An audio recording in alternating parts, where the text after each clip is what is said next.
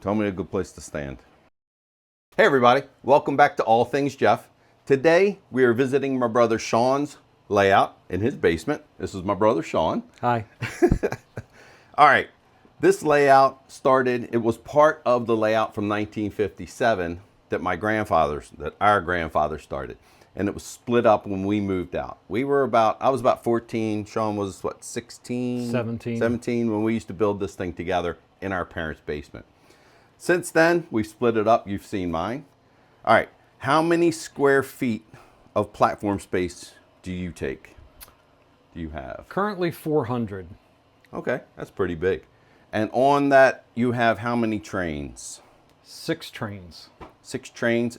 And the number of villages. How many villages are on here? You have a fair, you have a beach scene, a city, a farm, and the snow village, so 5? Yes. All right, and in all of that, how many buildings do you have? 85. 85 buildings, all right. And everything is lit, correct? Correct. All right, we turned some of the stuff off because it was just too loud. All right, what type of trains are you using here? Primarily MTH, Mike's Train House. Yep. And I do have the speeder car that is made by K-Line. Okay. And then the Polar Express is a Lionel, right? Correct. Okay. What is your favorite part of the layout once it's done? It has to be the carnival. The carnival, yeah, me too. I like the beach too. And what is the least favorite part to set up?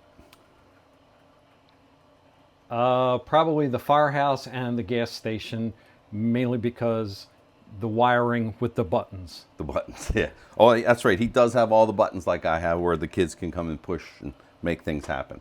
So that's fun. I think that's about it. Let's get to looking at trains.